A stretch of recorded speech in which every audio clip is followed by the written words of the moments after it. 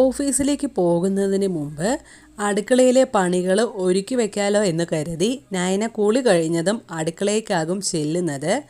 അവിടെ ചെന്ന് നോക്കുമ്പോൾ ദേവയാനി പൊരിഞ്ഞ പണിയിലായിരിക്കും. ഏതായാലും വന്നതല്ലേ, മാത്രമല്ല അമ്മ ഒറ്റയ്ക്ക് കിടന്ന് കഷ്ടപ്പെടുകയല്ലേ, അമ്മയാണെങ്കിൽ ആരും സഹായിക്കുന്നുമില്ല. അമ്മയ്ക്ക് ഇഷ്ടമില്ലെങ്കിലും എനിക്കാകുന്ന സഹായം ചെയ്തു കൊടുക്കേണ്ടത് എൻ്റെ കൂടി ഉത്തരവാദിത്തമാണ് എന്നും പറഞ്ഞ് അടുക്കളയിലേക്ക് ചെല്ലുന്ന നയനയെ കാണുമ്പോൾ ദേവയാനി പറയുന്നുണ്ട്, അല്ല നിന്നോടാരാ അടുക്കളയിലേക്ക് കയറാൻ പറഞ്ഞേ? നീ അടുക്കളയിൽ കയറി ഒന്നും ഉണ്ടാക്കുന്നത് എനിക്ക് ഇഷ്ടമല്ലെന്ന് നിനക്കറിയുന്നതല്ലേ? അല്ലമ്മേ, ഞാൻ ജോലിക്ക് പോകുന്നതിന് മുമ്പ് എന്നെക്കൊണ്ടാകുന്ന സഹായം ചെയ്യാമെന്നു കരുതി. എനിക്ക് നിൻ്റെ ഒരു സഹായവും വേണ്ട. നീ ജോലിക്ക് കറക്റ്റ് ടൈമിന് പോകാൻ നോക്ക്. നീ ആദർശിനെ കണ്ടിട്ടില്ലേ? അവൻ എന്നും ഓഫീസിൽ നേരത്തെ പോയിട്ടേ ഉള്ളൂ. സ്വന്തം ഓഫീസാണെന്ന് കരുതി അവൻ ഇന്നേ വരെ ലേറ്റ് ആക്കിയിട്ട് പോലുമില്ല. നീയും അവനെപ്പോലെ തന്നെ വേണം ചെയ്യാൻ വേണ്ടിയിട്ട്. കമ്പനിയോട് നിനക്കും ഉത്തരവാദിത്തങ്ങൾ ഉള്ളതാണ്. നീ അതുകൊണ്ട് ഇനി ലേറ്റ് ആവാൻ നിൽക്കണ്ട. നീ അവനെപ്പോലെ നേരത്തെ തന്നെ റെഡിയായി ചെല്ലാൻ നോക്ക്. അല്ലമ്മേ, ഞാൻ കുറച്ച് നേരത്തെ എഴുന്നേറ്റത് ഇവിടെ എന്തെങ്കിലും സഹായിക്കുക എന്ന് കരുതിയാ. ഓഫീസിൻ്റെ ടൈം ആകുന്നതേ ഉള്ളൂ. ഇനിയുണ്ട് കുറേ ടൈം. സമയമുണ്ടെങ്കിലേ നീ നിനക്കിടാനുള്ള ഡ്രസ്സൊക്കെ ചെന്ന് അയൺ ചെയ്ത് വെച്ചേ. എനിക്ക് നീ സഹായിക്കുന്നത് ഇഷ്ടമല്ലെന്ന് ഞാൻ പലതവണ പറഞ്ഞിട്ടുമുണ്ട്. നീ ഇനി അടുക്കളയിലേക്ക് കയറുകയും ചെയ്യരുത്. വെറുതെ എന്നെ ദേഷ്യം പിടിപ്പിക്കാതെ പോവാൻ നോക്ക്. അത്ര തന്നെ. ഇത് കേട്ടതും നയന സങ്കടത്തോടെ അവിടെ നിന്ന് പോവുകയാണ്. ദേവയാനി പക്ഷെ ചിരിച്ചുകൊണ്ട് മനസ്സിലിങ്ങനെ പറയുകയാണ്, എടി മോളെ, നിന്നെ അടുക്കളപ്പണി എടുപ്പിക്കാൻ ഞാൻ സമ്മതിക്കില്ല. നിന്നോട് കയർത്ത് പറഞ്ഞാലേ നീ അനുസരിക്കൂ എന്ന് എനിക്കറിയാം. അതാ ദേഷ്യപ്പെട്ട് പറഞ്ഞ് നയന തിരിഞ്ഞു നോക്കുമ്പോൾ ദേവയാനി ചിരിക്കുന്നുണ്ടാകും. നയന നോക്കിയതറിഞ്ഞതും ദേവയാനി ചിരി മാറ്റി ഗൗരവം ആകും മുഖത്ത് കാണിക്കുന്നേ. ശേഷം നയന റൂമിലേക്ക് പോവുകയാണ്. എന്നിട്ട് ആദർശിനോട് പറയുന്നുണ്ട്, ആദർശേട്ടാ, അമ്മ എന്നെ അടുക്കളയിൽ ഒരു ജോലിയും ചെയ്യാൻ സമ്മതിക്കുന്നില്ല. അതിനെന്താ, അത് നല്ല കാര്യമല്ലേ? നിനക്ക് ഓഫീസിൽ പോകാനുള്ളതല്ലേ? ഓഫീസിൽ പോകാൻ ഇനിയും ടൈമുണ്ടല്ലോ. ഞാനൊന്ന് അടുക്കളയിൽ കയറിയെന്ന് വെച്ച് അമ്മയ്ക്ക് എന്തു സംഭവിക്കാനാ? ഏതായാലും നീ അമ്മയ്ക്ക് ഇഷ്ടമില്ലാത്തതൊന്നും ചെയ്ത് അമ്മയെ വെറുതെ ദേഷ്യം പിടിപ്പിക്കണ്ട. നീ ഏതായാലും ഓഫീസിൽ പോകാൻ റെഡിയാകാൻ നോക്ക്. ശേഷം നയന ഓഫീസിലേക്ക് പോവാൻ റെഡി ആവുകയാണ്. ദേവയാനി നയനയ്ക്കും ആദർശിനും കഴിക്കാനുള്ള ഫുഡെല്ലാം ഡൈനിങ് ടേബിളിൽ കൊണ്ടുവന്ന് നിരത്തി വയ്ക്കുന്നുണ്ടാകും. പിന്നെ നയനയ്ക്ക് ഇഷ്ടമുള്ള ഫുഡായിരിക്കും ദേവയാനി ലഞ്ചിന് അവർക്ക് കഴിക്കാൻ വെച്ചിരിക്കുന്നത്.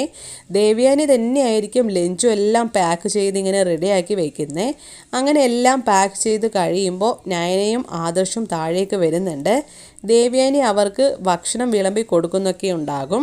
ദേവയാനി നയനയ്ക്ക് ഭക്ഷണം വിളമ്പി കൊടുക്കുന്നത് കണ്ട് ആദർശ് ശരിക്കും അന്തം വിട്ട് നോക്കുകയാണ് ചെയ്യുന്നത്. നയനയും ആദർശിനെ നോക്കുന്നുണ്ടാകും. അവർ രണ്ടുപേരും പരസ്പരം ഇങ്ങനെ അമ്മ ചെയ്യുന്നതെല്ലാം കണ്ട് ശരിക്കും അത്ഭുതപ്പെട്ടിങ്ങനെ നോക്കുന്നുണ്ട്. ശേഷം ആദർശാണെങ്കിൽ മനസ്സിൽ വിചാരിക്കുകയാണ്, അമ്മയ്ക്ക് എന്നാലും ഒരുപാട് മാറ്റങ്ങളുണ്ടല്ലോ, എന്തായിരിക്കും കാരണം? ഇനിയിപ്പോൾ എനിക്ക് തോന്നുന്നതാകാം. അങ്ങനെ ദേവയാനിയെ സംശയത്തോടെയാകും ആദർശ് ഇങ്ങനെ നോക്കുന്നത്.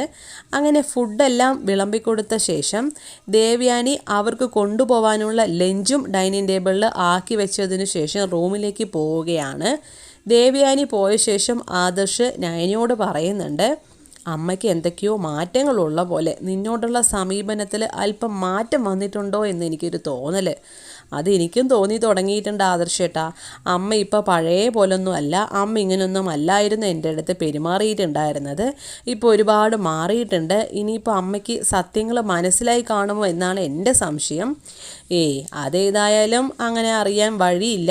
അറിഞ്ഞു കഴിഞ്ഞാൽ അമ്മ ചിലപ്പോൾ ഇങ്ങനെയൊന്നും ആയിരിക്കില്ല പെരുമാറുക. അമ്മയുടെ സമീപനം തന്നെ വേറെ ആയിരിക്കും. ഏതായാലും അറിഞ്ഞിട്ടുണ്ടാവാൻ ചാൻസ് ഇല്ല. അതും ശരിയാണ് എന്നിങ്ങനെ നയനയും പറയുന്നുണ്ട്. ഏതായാലും ഒരുപാട് നാളൊന്നും അമ്മയോട് സത്യങ്ങൾ മറച്ചു വയ്ക്കാനാകില്ല.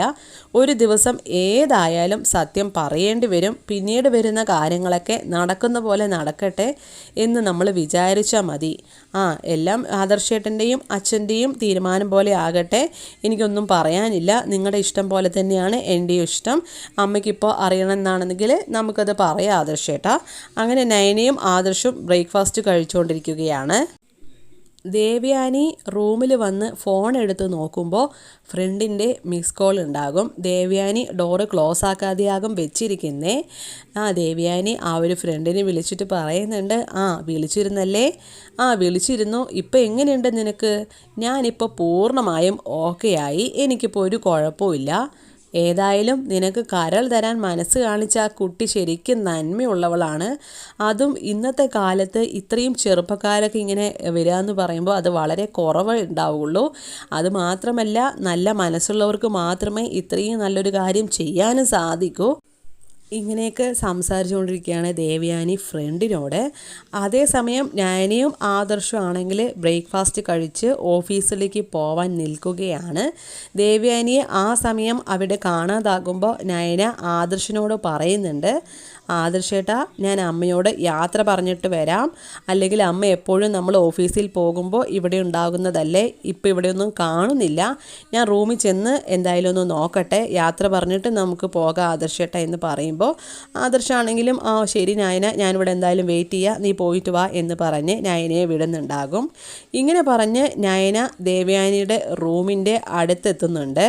നോക്കുമ്പോൾ ദേവയാനി ഫോണിൽ സംസാരമാകും. നയന തിരിച്ചു പോകാൻ നിൽക്കുന്ന സമയമാകും ദേവയാനി നയനയെക്കുറിച്ച് ഫ്രണ്ടിനോട് ഫോണിൽ സംസാരിക്കുന്നത്. അപ്പോൾ നയനയാണെങ്കിലും നയനയെക്കുറിച്ച് ഇങ്ങനെ പറയുന്നത് എന്താണെന്ന് അറിയാൻ വേണ്ടി അവിടെ തന്നെ ഇങ്ങനെ മറഞ്ഞു നിൽക്കുകയാണ്. ദേവയാനി ആണെങ്കിൽ നയന അവിടെ വന്നതൊന്നും തന്നെ അറിയുന്നുണ്ടാകില്ല. ദേവയാനി സംസാരം തുടരുകയാണ്. എനിക്ക് കരൾ തന്നത് എൻ്റെ മരുമകൾ തന്നെയാണ്. മരുമകൾ തന്നെയാണ് അമ്മായിയമ്മയുടെ ജീവൻ രക്ഷിച്ചത്. എൻ്റെ മരുമകളെ മനസ്സിലാക്കാൻ ഞാൻ കുറച്ച് വൈകിപ്പോയി. എൻ്റെ മരുമകൾ അത്രയ്ക്ക് നന്മയുള്ള കുട്ടിയാണ്. അവൾക്ക് അത്രയ്ക്കും നല്ലൊരു മനസ്സുള്ളത് കൊണ്ട് മാത്രമാണ് ഇത്രയും വലിയ ത്യാഗം ചെയ്യാൻ അവൾ മുൻപോട്ട് വന്നത്. നീ കണ്ടിട്ടില്ലല്ലോ എൻ്റെ മരുമകളെ, ആൾ ഭയങ്കര സുന്ദരിയാണ്, നന്നായി ഫുഡൊക്കെ ഉണ്ടാക്കാൻ അറിയാം. ഇപ്പോൾ ആദർശിൻ്റെ കൂടെ ആദർശിനെ സഹായിക്കാൻ ഓഫീസിലേക്കും പോകുന്നുണ്ട്.